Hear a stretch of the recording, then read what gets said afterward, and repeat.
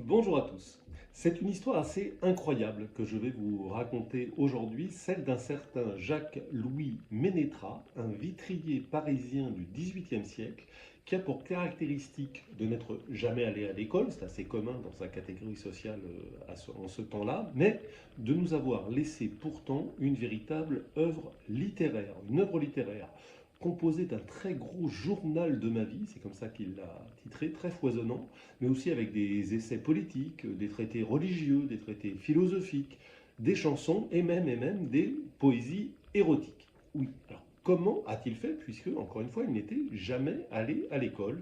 Eh bien, il a suivi son oreille et il nous livre des textes avec un français que les linguistes appellent un français non normé, qui sont assez exceptionnels. Il n'y a pas de ponctuation, les règles de grammaire ne sont pas toujours suivies. Je vous montre quelques exemples.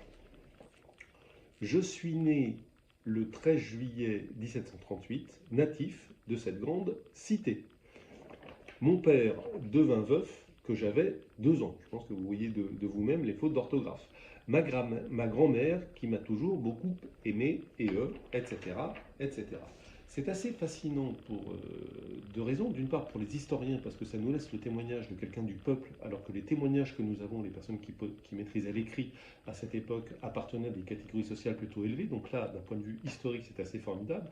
Mais d'un point de vue du français, c'est également extraordinaire, puisque si l'œuvre de Ménétral est complètement exceptionnelle, il faut savoir que beaucoup de gens recouraient à l'écrit sans être allés à l'école, en fait, à cette époque. Il y avait les vrais lettrés, il y avait les vrais illettrés, mais au milieu, il y avait beaucoup de gens qui devaient écrire pour des nécessités pratiques, tenir un livre de compte, transmettre des informations pratiques, qu'ils appartiennent au peuple, mais aussi à la bourgeoisie ou chez certains nobles, qui n'étaient pas toujours très instruits. Et donc, il y a ce qu'on appelle les peu lettrés. Et là, le témoignage de Ménétral est complètement incroyable.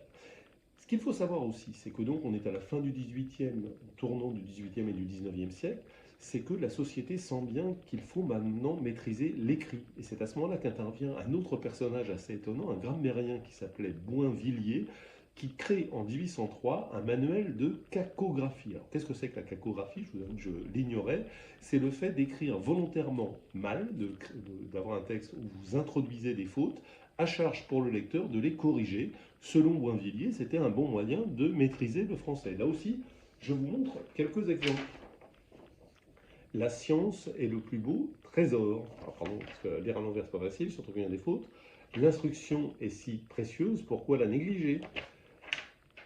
Les jeunes gens doivent chercher les moyens de devenir savants. Et vous voyez que les fautes là sont encore plus grandes que chez ce brave Ménétral.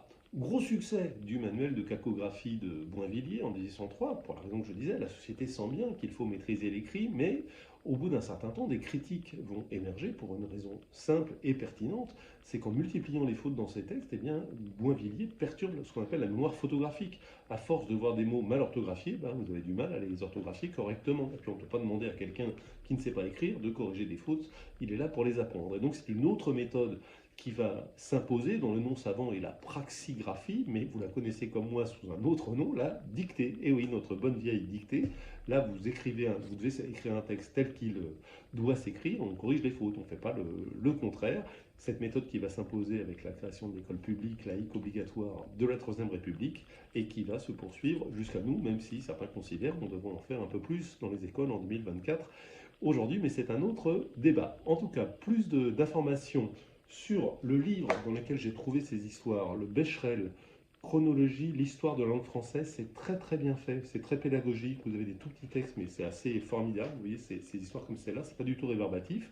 Et puis, bien sûr, dans la lettre d'information de l'Express, sur le bout des langues, que vous pouvez recevoir en vous abonnant à l'Express. Vous la recevrez chaque mardi avec beaucoup plus de détails sur ce sujet que je viens d'évoquer rapidement, mais également sur d'autres sujets qui touchent aux langues en général, les langues de France et les langues du monde. Je vous remercie et je vous dis à la semaine prochaine.